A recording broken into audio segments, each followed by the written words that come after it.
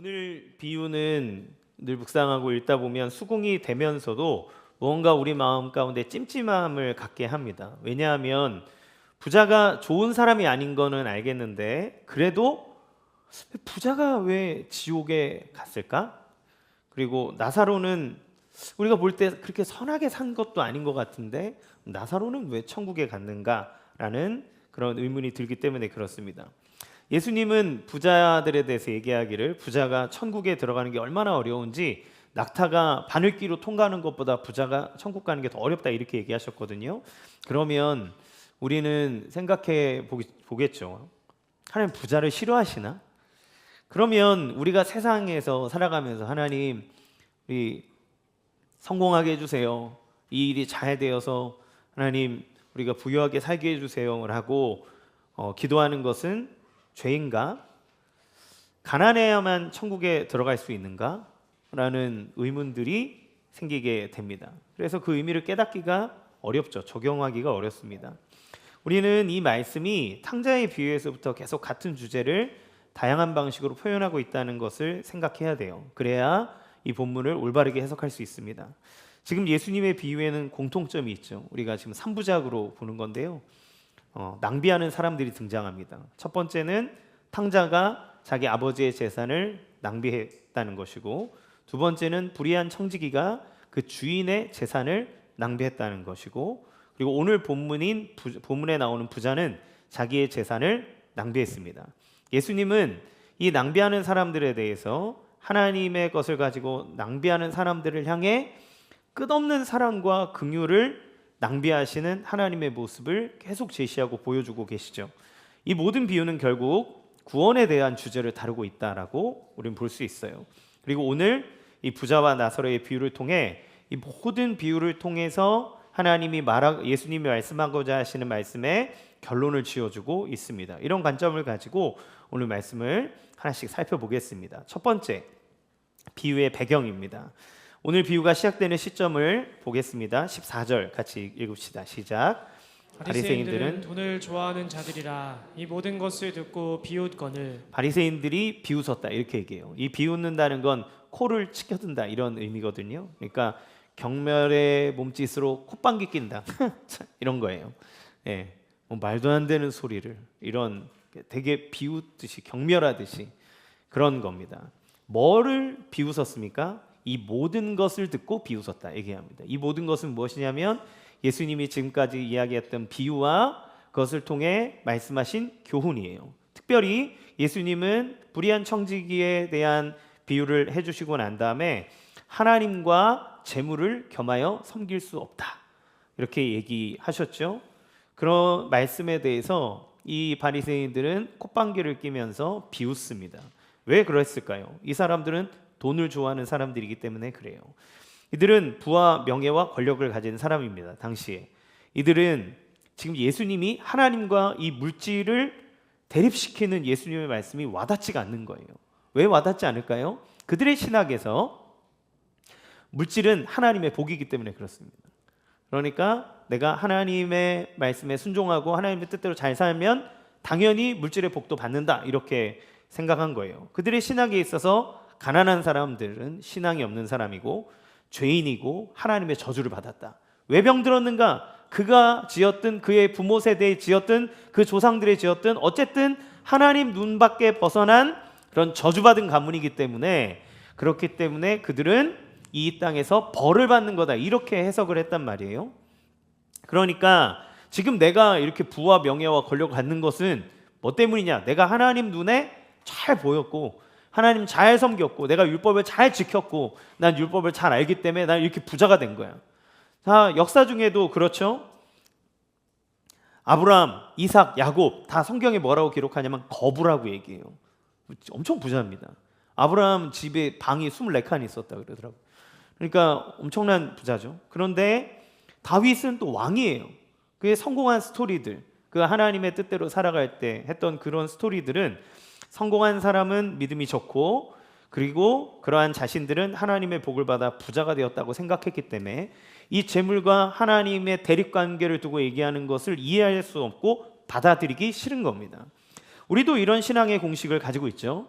돈이 많은 사람 성공한 사람, 그런 사람은 믿음이 좋은 사람이고 하나님의 복을 받았다라고 생각합니다. 근데 믿음 안에서 신앙생활을 하고 있는데 뭔가 안 풀리는 사람은 너 뭐 죄진 거 없어? 너 하나님 앞에 하나님 속상하게 한 거 없어? 잘 따져봐. 이런 식으로 하죠. 학교에서도 공부 잘하는, 교회 다니는데 공부 잘하면 하나님의 복 받고 하나님 영광 올려드리는 그런 학생이구나 라고 하면서 그 아이를 막 높이지만, 신앙생활하는데 좀 학업 성적이 떨어지거나 아직 방황하고 있는 아이들을 보면 너는 뭐하러 교회 다니냐, 너가 하나님 영광 다 가린다, 이러면서 우리는 성적으로 아이들의 신앙을 판단하곤 합니다. 그렇게 쉽게 평가할 수 있는 것일까요? 세상에서 무언가를 갖고 있지 않으면, 무언가를 이뤄내지 않으면 그러면 하나님의 미움을 받고 있는 것이고 도움을 받지 않는 것일까요? 무언가를 이뤄내고 부의 그런 그 충만함을 가지고 있는 사람은 그럼 하나님의 복을 받은 사람일까요? 예수님은 이것들에 대해서 다 뒤집는 말씀을 하시는 겁니다. 이런 마음을 갖고 있는 바리새인들에게 마치 니들이 돈을 사랑하는구나, 하나님의 뜻을 깨닫지 못하는 건 니들이 돈을 사랑하기 때문이야. 지금부터 내가 하나님을 섬긴 사람과 돈을 섬긴 사람의 이야기를 해주겠다, 이렇게 얘기하시는 것 같아요. 이런 세상의 원리 속에 살아가는 우리들에게도 예수님이 분명하게 말씀해주고 있습니다. 자, 그러면 두 번째, 이 비유의 내용, 예수님이 이러한 배경 안에 우리에게 말씀하시는 이 비유의 내용을 찬찬히 살펴보겠습니다. 19절 읽겠습니다. 시작. 부자가 있어 자색 옷과 고운 베옷을 입고 날마다 호화롭게 즐기더라. 한 부자가 있었습니다. 어떤 사람이냐, 이 사람을 이제 표현하는데 자색 옷과 고운 베옷을 입었다 얘기했어요. 자색 옷은 당시에, 지금 뭐 색깔이 엄청 다양하지만 옷감에 색깔을 넣는 거는 엄청난 기술이 들어가는 거고 비싼 겁니다. 근데 자색 옷은 자색 색깔을 내기가 어렵거든요. 이건 진짜 찐 부자들만 입는 거예요. 엄청 좋은 재질의 옷입니다. 여러분, 캐시미어, 뭐 이제 겨울이니까 그런 거, 그 니트 같은 거 입는데 캐시미어라 그래서 다 같은 캐시미어가 아닌 거 아시죠? 예, 10만 원짜리 만들 수 있는 것도 있지만 저 가면 진짜 아주 고급 양의 겨드랑이 털에 있는, 근데 그거를 보면 몇 개 안 나오는 걸 해서 나오는 니트는 막 100만 원, 200만 원 막 이렇게 해요. 그 사람이 지금 아주 비싼 옷을 입고 있다 얘기하는 겁니다. 고운 베옷은 속옷을 얘기하는 거예요. 그러니까 이 사람은 지금 머리에서부터 발끝까지, 속옷까지 가장 뛰어난 명품 브랜드의 옷을 입는 거죠. 지나가다가 오늘 패션에 대해서 한번 설명해 주시죠 얘기하면 예, 이 자켓은 500만 원짜리고요. 이 백은 3천만 원짜리고요. 예, 이 바지는 뭐 어느 브랜드의 무슨 200만 원짜리고요. 이거 보여줄 수가 없는데 이 반스는 이 팬티는 뭐 50만 원짜리예요. 뭐 이러면서 자기가 두르고 있는 모든 것이 그러니까 어마어마한 가치를 지니까, 그러니까 이 사람이 진짜 부자라고 하는 걸 얘기해 주는 거예요.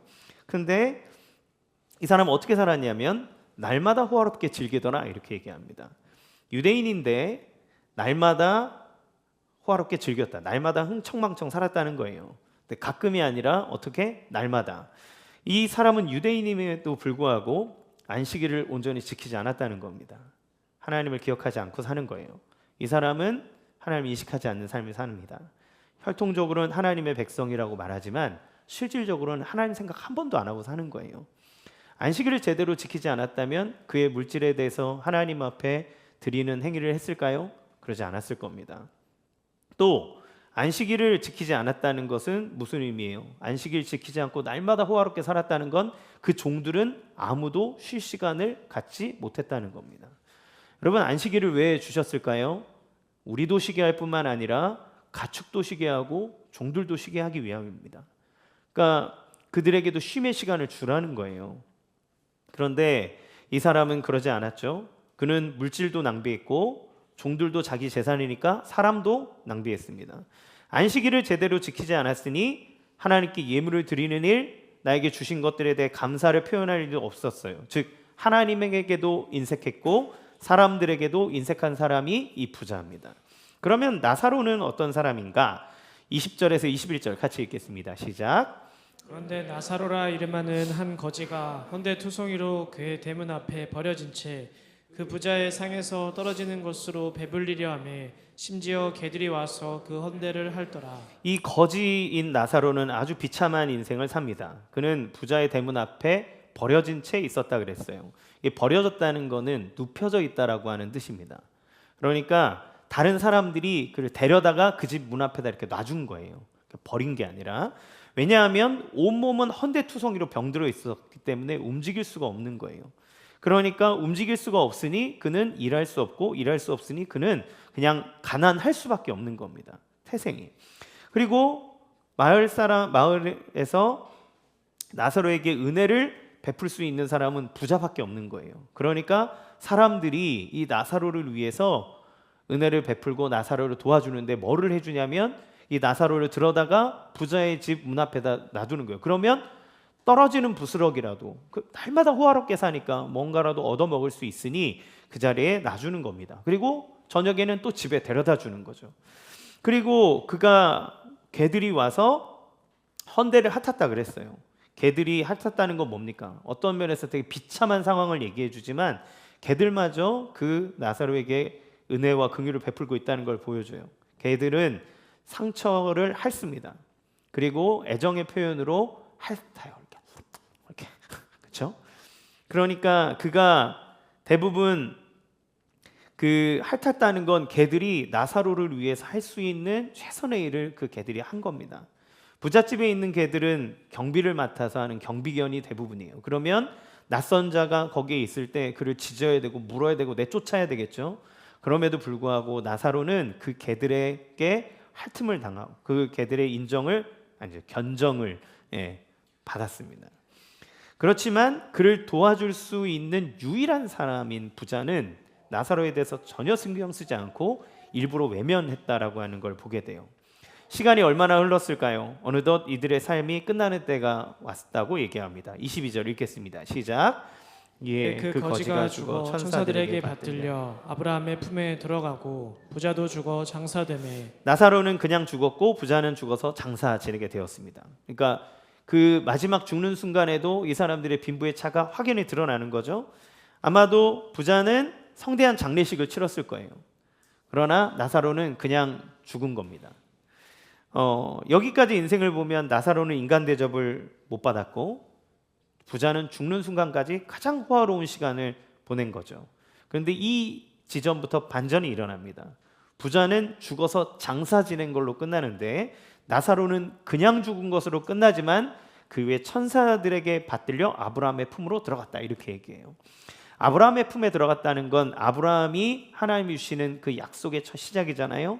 그러니까 약속의 조상인데, 믿음의 조상인데 그 아브라함의 품에 들어갔다는 건 하나님이 약속하신 하나님 나라 천국 잔치에 동참하게 되었다는 걸 의미합니다. 그러면 화려한 장례를 치른 부자는 어떻게 되었을까요? 23절, 24절 시작. 그가 음부에서 고통 중에 눈을 들어 멀리 아브라함과 그의 품에 있는 나사로를 보고 불러 이르되 아버지 아브라함이여 나를 긍휼히 여기사 나사로를 보내어 그 손가락 끝에 물을 찍어 내 혀를 서늘하게 하소서. 내가 이 불꽃 가운데서 괴로워하나이다. 아멘. 그는 음부에서 고통 중에 눈을 뜹니다. 음부라고 하는 건 가장 저 깊은 곳을 얘기하는데 바로 지옥과 같은 의미로 사용되고 있어요. 완전한 역전이 일어난 겁니다. 그는 눈을 들어서 멀리 이렇게 보는데 아브라함의 품에 안겨 있는 나사로, 그러니까 안식과 평안을 누리고 있는 나사로를 본 거죠. 외칩니다. 아버지 아브라함이여 나를 긍휼히 여겨주셔서 나사로를 보내어 그 손가락 끝에 물을 찍어 내 혀를 서늘하게 해주십시오. 너무 뜨거워서 갈증나고 미칠 것 같습니다. 이렇게 하는 거죠. 여기서 아브라함을 뭐라고 불러요? 아버지라고 불러요. 그 얘기는 뭘 얘기하는 겁니까? 이 사람이 약속의 혈통, 하나님이 택한 유대인이라는 걸 알 수 있어요. 그러니까 이 사람이 저도 약속의 혈통에 있는 사람입니다 라고 하는 걸 어필하는 거예요. 아버지 아브라함이요 얘기하는 건. 그래 이렇게 얘기하는 거죠. 나도 택함 받았는데 나 여기 왜 와 있지? 나 여기 있을 사람이 아닌데 난 저기 올라가야 되는데 나 여기에 왜 와 있는 거야? 이러면서 혼란이 찾아온 겁니다. 그의 삶에서는 한 번도 나사로를 쳐다보지 않았어요. 왜냐하면 쳐다볼 가치가 없으니까. 내 인생에 도움이 되지 않는 존재였기 때문에 한 번도 나사로를 거들떠 본 적이 없었어요. 그런데 이제는 자기가 가장 비참한 곳에서 내가 하찮게 보던 나사로를 쳐다봐야 되고 볼 수밖에 없는 그런 비참한 자리로 내려와 있습니다. 이제 부자는 나사로를 볼 수밖에 없어요. 한 번도 나사로의 이름을 불러본 적이 없는데 이제는 나사로의 이름을 불러야 되는 때가 온 겁니다. 나사로를 통해서 긍휼의 여김을 받으려고 해요. 근데 이 와중에서도 이 부자가 갖고 있는 교만한 모습, 나사로를 얼마나 한찮게 여겼는지가 나오는데 그는 나사로를 부르지 않습니다. 아브라함을 불러요. 그러면서 얘기합니다. 저 나사로를 시켜서 나한테 와가지고 물 좀 주게 해라. 그러니까 지금 자기가 지옥의 그 형벌을 받고 있는 순간에도 나사로를 되게 하찮은 존재, 나를 위해서 심부름하는 존재로 여기고 그렇게 대하고 있는 것을 보게 됩니다. 그때 아브라함이 뭐라고 얘기합니까? 얘야, 너는 살았을 때 좋은 것 받았고 나사로는 고난 받았으니까 이걸 기억해라. 이제 나사로는 여기서 위로를 받을 거야. 너는 거기에서 괴로움을 받는 거다. 그렇죠? 아브라함이 부자에게 얘기하는 것은 넌 살았을 때 스스로 선택해서 온갖 좋은 것들을 마음껏 누렸다. 그는 좋은 것을 선택할 수 있는 힘이 있는 사람이에요. 그는 다 즐기면서도 나사로 같은 불쌍한 사람을 돕는 다른 좋은 것을 선택할 수도 있었지만 나사로에게 빵 부스러기 하나 주는 것을 아까워하고 하나도 주지 않았습니다. 그 결과 이제 그는 한 방울의 물도 허락받지 못하는 가장 비참한 상태로 빠져버린 거예요. 왜냐하면 그 사이에는 큰 구렁텅이가 있어서 절대 왕래할 수 없는, 절대 그곳에 자비와 긍휼을 베풀 수 없는 그 상황이기 때문에 그렇습니다. 그러자 부자는 갑자기 마음이 급해졌어요. 그러면 지금 내 형제들, 내 아버지 집에 5 형제가 있는데 걔들도 저랑 똑같은 놈들입니다. 나사로를 좀 보내주셔서 걔네들한테 증언하게 해서 이곳에 오지 않도록 그렇게 해주십시오. 얘기하는 거예요. 그러자 아브라함이 뭐라고 얘기합니까? 모세와 선지자들이 있으니 그들에게 들어야 된다. 그들에게 듣지 않는다면 죽은 자가 살아간다고 해도 안 믿을 거다 라고 하면서 이 비유를 마칩니다. 자, 이 비유, 우리가 아마 이 비유에 대해서 생각하다 보면 이 의미를 가난한 자와 부자의 역전이 일어나는 역전의 삶으로 생각하는 경우들이 많아요. 근데 이거는 예수님이 말씀한 이 비유뿐만 아니라 당시 민간 설화에도 물론이거니와 모든 나라에는 이와 비슷한 이야기들이 있습니다. 모든 곳에서 가난한 자와 부자의 역전이 일어나는 이야기들을 해요. 우리나라도 있잖아요. 흥부와 놀부. 그렇죠. 가난하게 살았는데 나중에 박 터져가지고 대박 터지고 쪽박 터지고 그래서 바뀌잖아요. 그런 이야기들은 세상에 정말 많이 있습니다. 그러면 지금 예수님이 단순히 부자와 가난한 자, 부와 가난에 대해서 교훈으로 이 말씀을 하려고 하시는 것인가? 그렇게 생각하면 그건 아닐 거예요. 여러분, 이게 비유라고 하는 거를 잘 생각하셔야 됩니다. 비유를 누구한테 하냐면 돈을 좋아하는 바리새인들을 향해서 예수님 지금 하시는 거예요. 이것이 만약에 그들을 향해 예수님이 하는 비유라면 여기엔 목적이 있는 거죠. 어떤 목적입니까? 이 내용은 예수님의 사역을 통해서 벌어지고 있는 그 무언가에 대한 그림을 예수님 보여주는 거예요. 예수님이 하고자 하는 일들, 예수님을 통해 일어난 일들이 어떻게 일어나는지를 이 사람들에게 비유라고 하는 것을 통해서 그리게 하는 거라는 겁니다. 그걸 우리는 생각해 봐야 돼요. 자, 그러면 첫 번째 우리가 궁금한 거, 나사로가 천국에 간 이유는 무엇인가? 나사로는 왜 천국에 갔는가? 우리는 나사로가 천국에 간 근거가 무엇인지 되게 궁금합니다. 가난한 것이 천국에 가는 것이라면 그러면 우리는 가난한 사람을 왜 도와줘야 될까요? 그들이 천국 가도록 열심히 도와줘야죠. 굳이 도와줄 필요가 없습니다. 가만 놔두는 게 천국 가는 건데, 그럼 우리는 부자가 되려고 또 우리의 삶을 더 열심히 살 근거를 잃어버립니다. 여러분, 우리가 망해야죠. 그래야 가난해져야 천국에 갈 수 있다면 그래야 되는 것 아닐까요? 그러나 그 얘기를 하는 건 아닐 겁니다. 그러면 왜 나사로는 천국에 갔을까? 우리는 이 비유를 보면서 한 가지 이상한 점을 발견할 수 있어요. 생각하지 못하는데. 뭐냐면 이름이 등장했다는 겁니다. 예수님의 비유에는 이름이 나온 적이 없어요. 예수님의 비유에는 항상 어떤 부자, 첫째 아들, 둘째 아들, 청지기, 사마리아 사람, 지나가는 어떤 이, 이런 식으로 그 사람의 어떤 부분을 그냥 얘기할 뿐이지 이름을 부여하지 않습니다. 그런데 이 거지는 이름을 가지고 있어요. 나사로. 나사로라는 이름의 뜻이 무엇인가? 그것은 히브리어로 엘르아살이라는 뜻을 갖고 있는데 하나님이 도우신다라는 뜻이에요. 하나님의 도움을 받는 자, 그게 나사로입니다. 그 이름이 너무 비참하죠. 왜냐하면 그의 인생을 보면 전혀 하나님이 도우시지 않을 것 같은 인생이잖아요. 근데 예수님이 의도적으로 그 거지의 이름을 나사로라고 이름을 붙이시는 거예요. 하나님이 도우시는, 전혀 하나님의 도움이 없을 것 같은 존재가 하나님이 도우신다는 이름을 가졌다는 것. 예수님은 왜 그의 이름을 나사로라고 말씀하셨을까? 우리는 이 비유를 잘 이해하기 위해서 15장에 나와 있는 탕자의 비유를 다시 한번 떠올릴 필요가 있습니다. 탕자의 비유에서는 아버지의 재산을 가지고 자기 몫을 받아가지고 멀리 떠나서 자기 마음대로 허랑방탕하게 살다가 망해가지고 다시 아버지께 돌아온 둘째 아들의 이야기입니다. 아버지는 그 아들이 망해가지고 돌아왔을 때 그를 분노하고 내쫓은 게 아니라 그를 보자마자 달려가서 끌어안고 뽀뽀하고 막 그러면서 내 아들이 죽었다 살아났다 잔치를 벌려라 그러면서 막 성대하게 잔치를 벌였단 말이에요.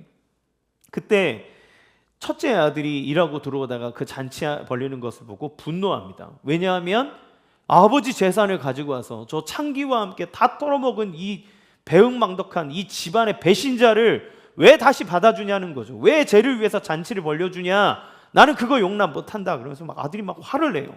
여러분, 왜 첫째 아들이 분노했을까요?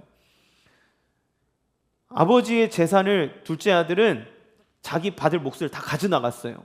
그러면 나머지 재산은 누구 겁니까? 내 거죠. 근데 아버지가 지금 재산 다 떨어먹은 놈을 우리 집 재산을 가지고 잔치 벌려주고 집 주고 막 한단 말이에요. 누구 돈 갖고 하는 겁니까? 내 돈 갖고 하는 거잖아요. 열받는 거죠. 지 거 다 가져갔는데 왜 내 거 가지고 쟤를 주냐는 거예요. 나의 돈으로 저 집 나간 배신자를 위해 사용하는 것이 싫은 겁니다. 같이 공유하고 싶지 않은 거예요. 이 첫째 아들은 오늘 비유에 있는 부자와 닮았습니다. 둘 다 가난한 자, 누더기를 걸친 형제나 이웃을 외면합니다. 너희는 배신자, 너희는 그 사랑을 받을 자격이 없는 자, 그러니까 너희는 배격돼야 돼, 너희는 이 안에 들어올 수 없어 라고 하면서 그들을 외면하고 낙인 찍어버리는 성향이 있는 거예요. 그와 마찬가지로 나사로는 둘째 아들과 같습니다. 그 둘째 아들이 고난을 당하는 동안 돼지가 먹는 쥐염 열매를 얻어먹으려고 해도 얻어먹을 수 없었던 처지처럼 나사로는 그 부자의 집 앞에 날마다 누워있지만 그곳에서 떨어지는 부스러기도 얻어먹지 못하는 비참한 상황 가운데 있는 거죠. 둘째 아들처럼 아무것도 얻어먹지 못하는 것이 나사로의 삶입니다. 예수님은 이 사람한테 나사로라는 이름을 부여해 줬어요. 왜 그렇습니까? 둘째 아들은 아버지의 은혜를 받은 사람이기 때문에 그래요. 그가 아버지에게로 돌아옴으로 아버지의 환대와 끌어안음과 다시 그 자녀로서의 지위가 회복된 존재라고 하는 것을 이 나사로라는 이름 안에 담아두는 겁니다. 그러니까 그가 천국에 간 이유는 무엇인가요? 그가 착하게 살았기 때문에, 그가 무언가 대단한 업적을 가졌기 때문이 아니라 아버지의 사랑을 기대어서 돌아온 둘째 아들이 그 나사로이기 때문에 그래요. 그는 하나님의 은혜를 받은 사람입니다. 그는 하나님의 도움을 받은 사람이에요. 그래서 그는 하나님에게 받아들여진 바 되었다. 하나님 앞에 뉘우치고 돌아갔다. 그래서 아버지는 그를 용서했고 그를 다시 도와 그에게 잔치를 베풀고 그를 위하여 자녀의 직분을, 그를 위하여 성대한 하나님 나라의 잔치를 베풀어 준 것, 그것입니다. 그러니까 나사로가 잘했기 때문이 아니라 하나님의 은혜에 기댄 사람이고 하나님의 도움을 받은 사람이라고 하는 것을 얘기하는 거예요. 두 번째, 그러면 부자가 지옥에 간 이유는 무엇인가? 우리는 이 비유를 잘 보면 전제된 사실을 발견할 수 있습니다. 아까도 잠깐 얘기했지만 그건 부자와 거지 나사로 모두 혈통적인 약속의 자녀라는 거예요. 지옥에 빠진 부자가 아브라함을 보고 뭐라고 얘기합니까? 24절에 불러 이르되 아버지 아브라함이여 이렇게 얘기합니다. 아버지 아브라함이라고 부르는 것은 부자나 나사로나 모두 다 혈통적으로 유대인으로 선택받은 민족 구성원이라는 사실입니다. 즉 부자도 어떤 사람이냐면 나 구원받았어 라고 믿었던 사람이라는 거예요. 특별히 부자는 더 그렇습니다. 내 삶을 봐. 나 이렇게 복받고 살잖아. 하나님이 날 사랑하는 거야. 하나님이 나를 선택한 거야. 나는 무슨 짓을 해도 나는 천국 가는 거야. 가는 거야. 이렇게 딱 생각하는 거죠. 당연히 천국은 나의 것이다 생각한 겁니다. 그런데 어떻습니까? 그렇지 않다는 거예요.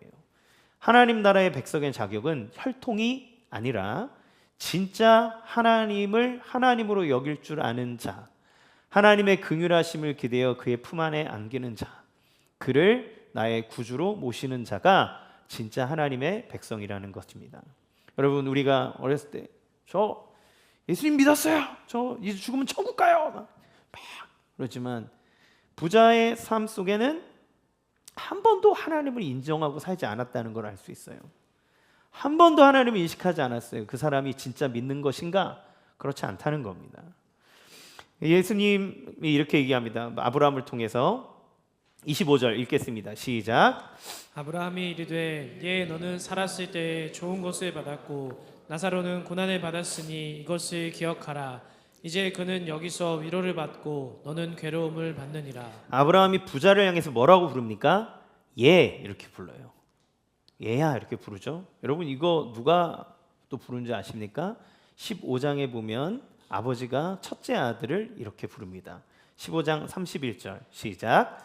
아버지가 이르되 예 너는 항상 나와 함께 있으니 내 것이 다 내 것이로되.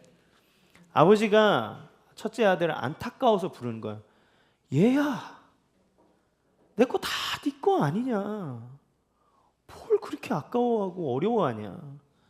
내 거 다 주지 않았냐 얘. 근데 네 동생이 살아왔는데 이렇게 얘기하는 거죠.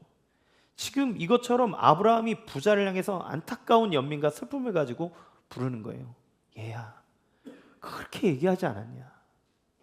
왜 못 알아먹고 이제 후회하고 있니. 너는 살았을 때 좋은 거 받았던.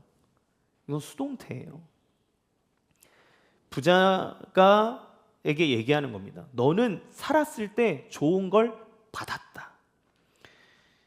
부자는 그가 즐기고 있는 모든 축복, 유복한 삶, 그것은 자기 힘으로 얻었다는 게 아니라는 겁니다. 그런 삶을 누릴 자격이 있었냐? 아니라는 거예요. 하나님 은혜를 베풀어서 너에게 주었다는 겁니다. 선물입니다. 누가 주셨습니까? 부자의 모든 소유는 하나님의 거예요. 예수님은 누가복음 16장 12절에서 세상의 재물이 남의 것이라고 얘기합니다. 왜냐하면 모든 것이 하나님의 것이기 때문에 이 세상에 있는 모든 물질은 내게 아니라 남의 거예요. 다 두고 하잖아요. 그런데 부자는 온갖 좋은 것을 다 자기 거라고 생각하고 마음껏 누렸습니다. 그러면서도 하나님을 믿는다 말하지만 주신 하나님에게 감사한 적도 없어요. 날마다 잔치하느라 안식일도 지키지 못했고 자기에게 있는 종들에게 쉼도 허락하지 않았습니다. 그가 하나님께 감사하지 않고 자신의 권리라고 생각한 거예요. 그렇다면 안식일도 지키지 않았으니 안식일에 가서 하나님 앞에 마땅히 드려야 될 예물도 드리지 않았을 것이고 나사로의 이름을 알고 있으면서도 눈길 한번 주지 않는 것이 부자입니다. 여기서 나사로에게 저에게 물을 갖다 주세요 이렇게 얘기하잖아요. 그러니까 나사로 이름을 안 거예요.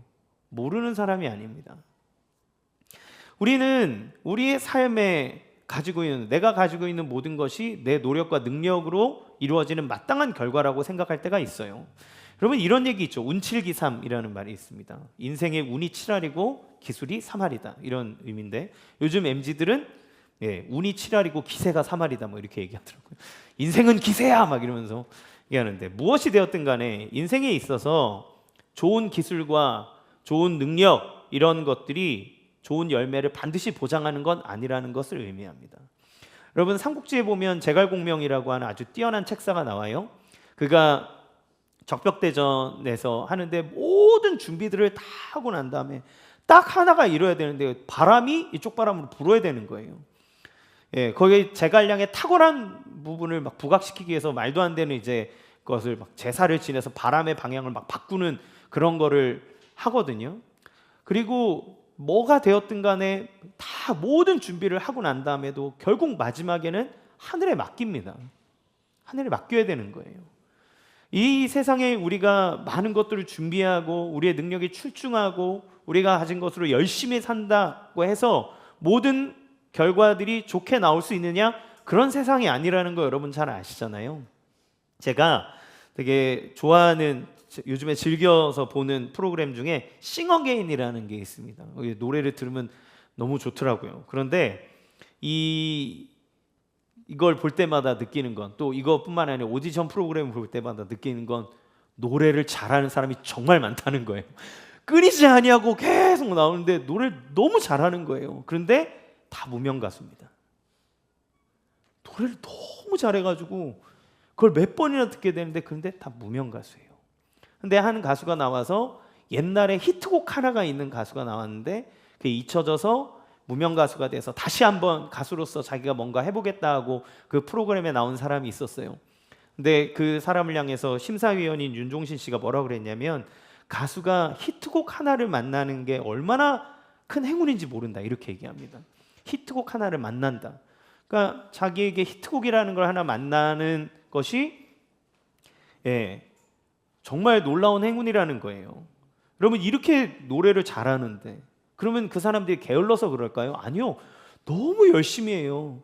어떤 사람은 생계가 안 되니까 아침에 새벽같이 일 나가서 배달하고 와서 막 기타 치고 작곡하고 편곡하고 음악 올리고 하는데 안 알려지는 겁니다. 실력이 없어서도 아니고 게을러서도 아니에요. 그러면 누구는 성공해서 스타가 되면 이 사람은 열심히 했으니까 그 결과 때문에 된 거고, 누구는 스타가 되지 못했다는 건 열심히 안 해서 그런 걸까요? 아닙니다. 우리는 진짜 대부분의 사람들은 눈이 빠지도록 일하고 자기의 육체에 새해가면서 일하고 정말 열심히 사시잖아요. 그러나 열심히 살아도 승진 시험에서 떨어지는 사람이 있고, 열심히 다 같이 공부해도 시험에 그 원하는 학교에 들어가지 못하는 사람들이 얼마나 많은지 몰라요.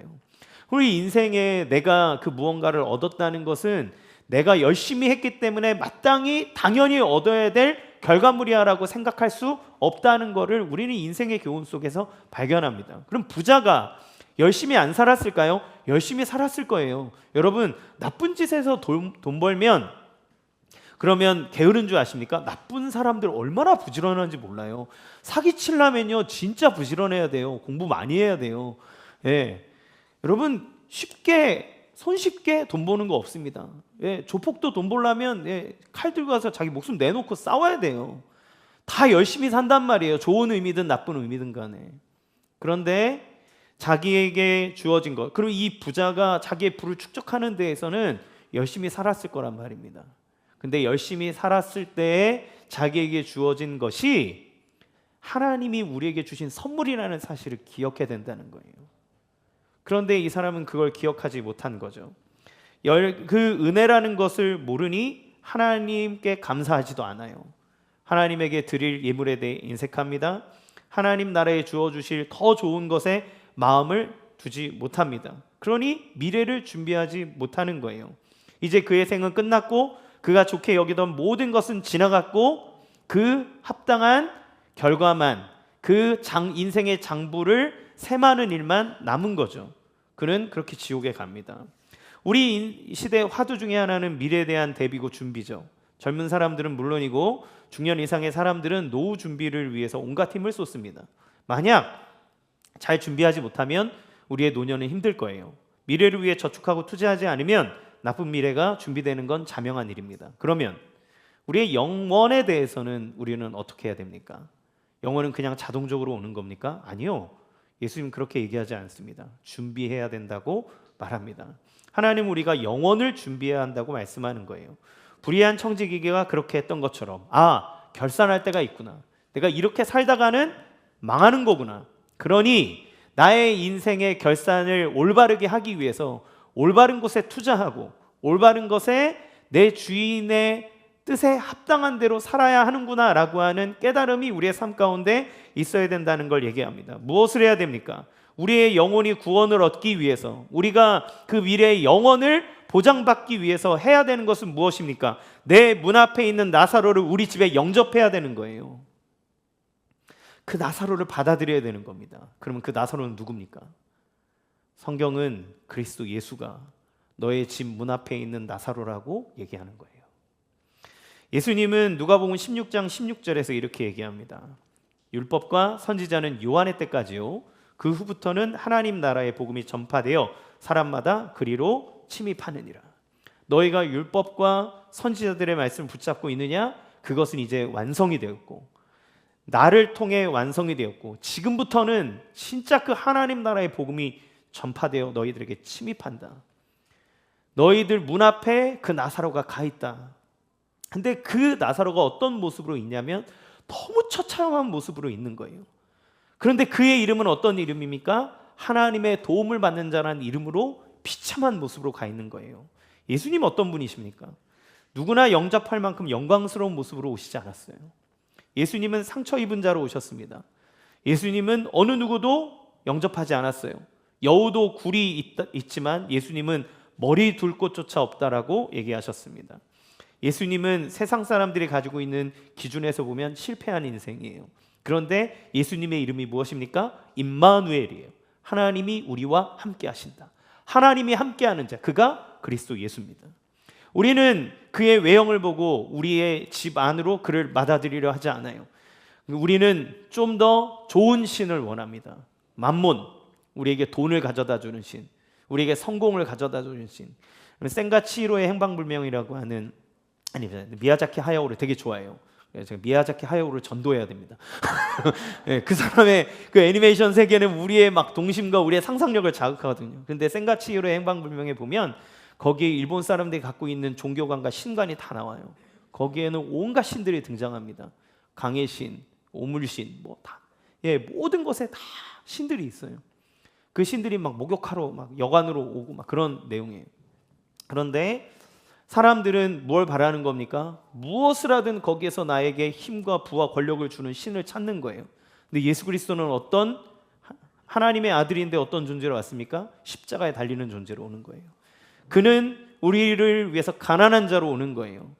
그는 십자가에 못 박혀 피를 흘리며 쓰러져 무덤에 묻힙니다. 개가 헌대를 할 듯 사람들이 그를 들어다가 무덤에 옮겨야 했고, 그는 그 상처 입은 곳을 끝없이 치료를 받아야 하는, 온몸이 다 찢겨. 어느 누구도 예수를 따라가는 인생을 살라 그러면 그렇게 살고 싶겠습니까? 여러분, 주를 따라 십자가를 지라 얘기하면 우리에게 복 주십시오라고 하면 아멘 하지만 십자가 지라고 하는 얘기에는 우린 다 이렇게 소극적이 되잖아요.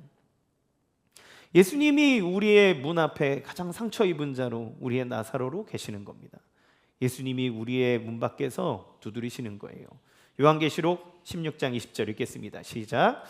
볼지어다 내가 문 밖에 서서 두드리노니 누구든지 내 음성을 듣고 문을 열면 내가 그에게로 들어가 그와 더불어 먹고 그는 나와 더불어 먹으리라. 예수님이 우리의 인생의 문 밖에서 계속 문을 두드립니다. 얘야, 내가 너와 함께하고 싶구나. 내가 너에게 영생의 선물을 주고 싶구나. 내가 너에게 진짜 영혼을 준비할 하나님 나라의 열쇠로 너에게 들어가고 싶구나. 우리 인생에 찾아오신 예수님이 우리를 향해 문을 두드리는 겁니다. 예수님을 온전히 믿고 마음에 받아들이면 그때 우리에게 하나님 나라의 문이 열리는 거예요. 사랑하는 성도 여러분, 여러분의 인생의 문에 주님이 두드리십니다. 우리가 삶을 살다 보면 이 얘기를 부자는 하나님이 싫어하고 가난한 사람을 좋아하고 이런 물질적인 개념으로 받아들이면 여러분, 우리는 하나님, 예수님이 지금 얘기하고 있는 본질을 잃어버리는 거예요. 성경은 부자가 나쁘다, 가난한 자가 복되다 이렇게 얘기하지 않습니다. 누구냐? 심령이 가난해야 된다는 거예요. 하나님 나라를 바라볼 수 있는 믿음의 눈이 있어야 된다는 거예요. 너의 인생에 찾아와서 두드리고 있는 그리스도 예수, 그 상처 입은 치유자를 너의 인생에 받아들이라고 이야기하는 겁니다. 그러면 어떤 일이 일어납니까? 우리가 우리의 마음의 문을 열어 예수님을 받아들일 때 우리는 언제든 아버지 하나님의 품에 용서받고 그의 품에 안길 수 있는 은혜를 얻는 거예요. 여러분이 신앙생활하다가 오랜 시간 방황하셨습니까? 여러분, 여러분의 인생의 문에 예수님이 마음의 문을 두드리고 계십니다. 여러분이 문을 열고 예수님 앞에 돌아오면 여러분이 그 과거에 어떤 일을 저질렀든 아버지가 그 아들의 목을 끌어안고 그를 용서하고 사랑하고 기뻐했던 것처럼 여러분의 돌아옴을 통해서 하나님 아버지는 기뻐하실 겁니다.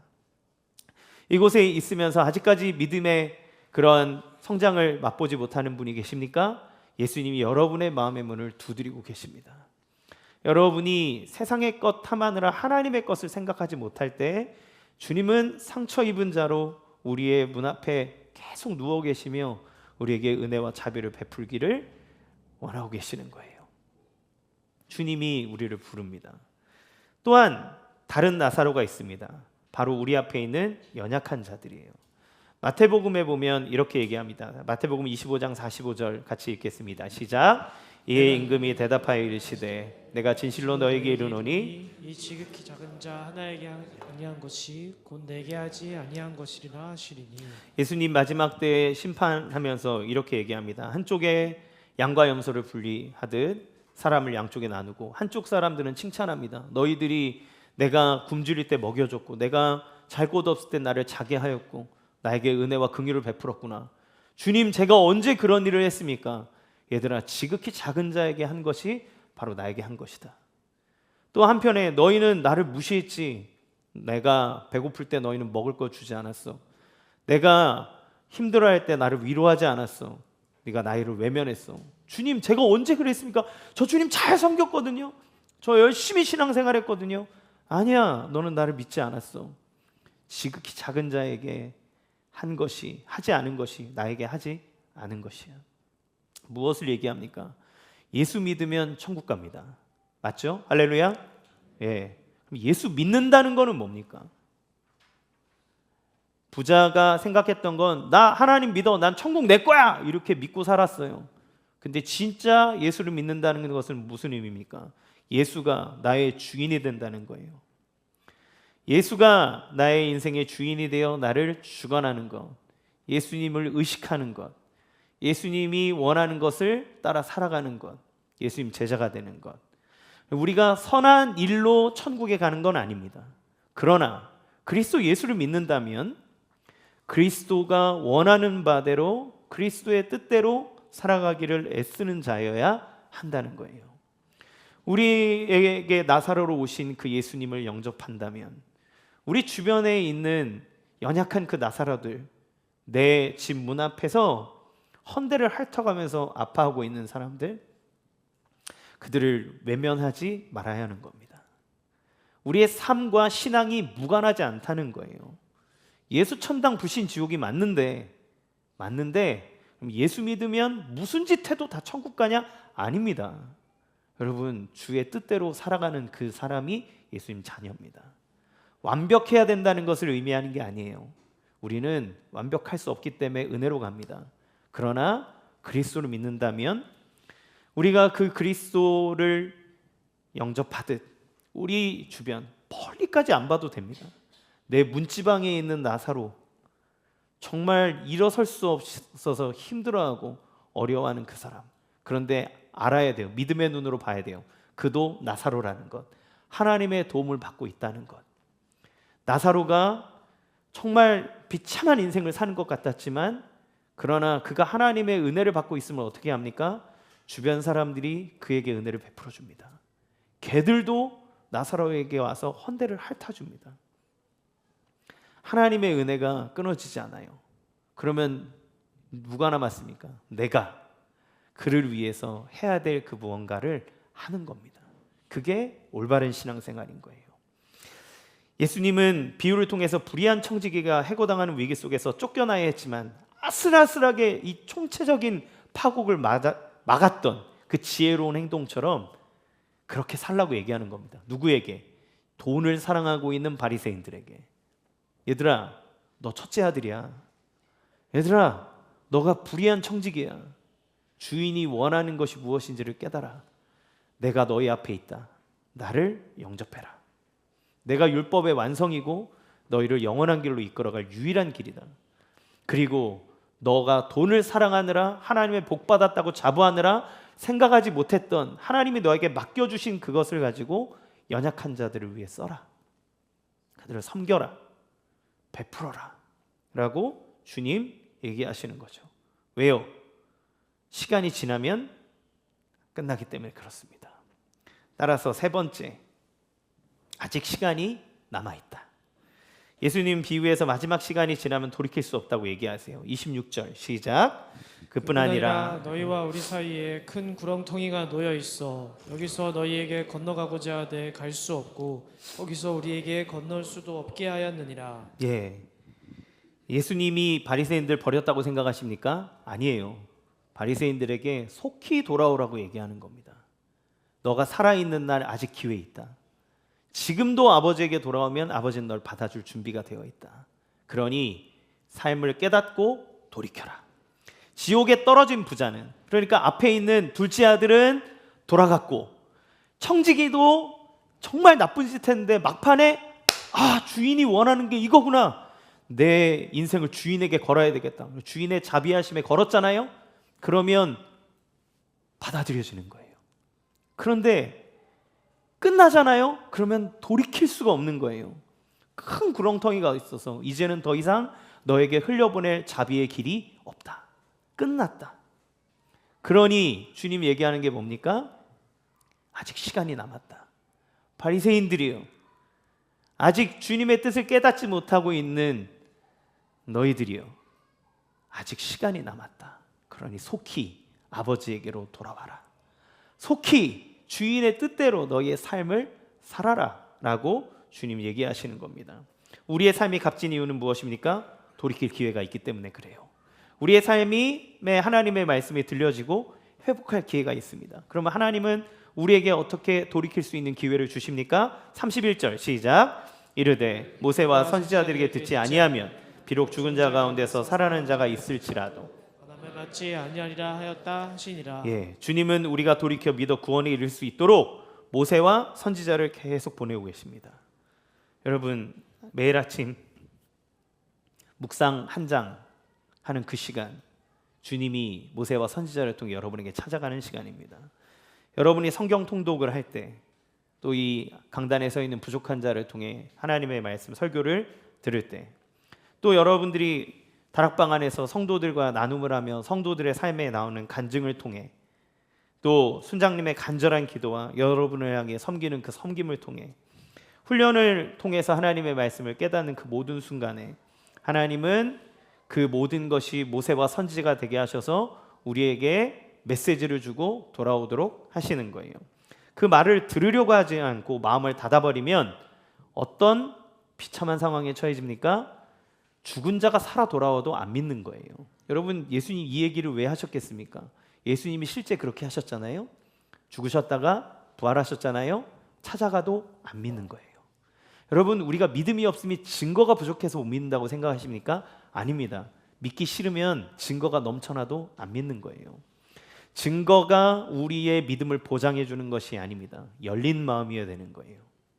하나님이 우리를 향해 어떤 마음을 갖고 계신지를 마음을 열고 들으시기 바랍니다. 여러분, 오늘이라는 이 시간은 우리에게 돌이킬 수 없는 기회의 시간입니다. 여러분 안에 주님이 부르시는 음성을 들으시면 좋겠어요. 말씀을 마무리하겠습니다. 주님의 마음을 아시면 좋겠습니다. 주님의 마음 무엇입니까? 돌아오라는 거예요. 나는 네가 무슨 짓을 했어도 난 널 받아줄 준비가 되어 있으니 돌아봐라. 무한한 사랑을 낭비하는 분이 하나님이십니다. 혹시 인생의 아픔과 연약함을 갖고 계신 분이 있습니까? 하나님이 여러분 버렸다고 생각하시나요? 아닙니다. 여러분, 우리의 고난이 하나님이 우리를 버렸다는 뜻이 아니에요. 여러분, 만약에 여러분 많은 것들을 이루고 부유하게 사십니까? 그것이 그 자체가 축복이 아니라는 걸 아셔야 됩니다. 무엇이 축복입니까? 나에게 준 것을 쓸 줄 알 때 그게 축복이 되는 거예요. 그 연약한 사람을 하나님이 우리가 돕도록 하셨어요. 그게 축복이에요. 여러분, 부자가 되는 게 축복이 아니고 그 부자가 된 것을 통해 내가 어떻게 쓰느냐가 축복입니다. 여러분, 가난한 게 재앙이 아니라 그 가운데서 하나님이 나를 어떻게 돕는지를 잊어버리면, 그러면 그 사람은 지옥 가운데 사는 것이지만, 우리를 끝까지 포기하지 않고 기억하고 품에 안아주시는 하나님을 기억한다면, 비록 지금 나사로가 헌대를 하는 고난의 시간을 당하고 있을지언정 그 모든 것들을 위로받는 때가 온다는 겁니다. 이 생에서든 그 후에서든 하나님의 그러한 은혜가 있다는 것을 우리는 기억하셨으면 좋겠어요. 여러분, 우리에게 주시는 무한한 은혜와 사랑의 음성을 듣기를 원하고, 우리의 삶의 작은 부분에 일일비하기보다 끝까지 책임지시는 하나님의 사랑이 있음을 알고, 나에게 무언가를 주셨다면 그것들을 주의 뜻대로 멋지게 사용하여 하나님께 영광 올려드리는, 그리고 복된 인생을 사는 우리의 삶이 되기를 주님의 이름으로 간절히 축원합니다. 이 시간 같이 함께 찬양하겠습니다. 주님 마음 되게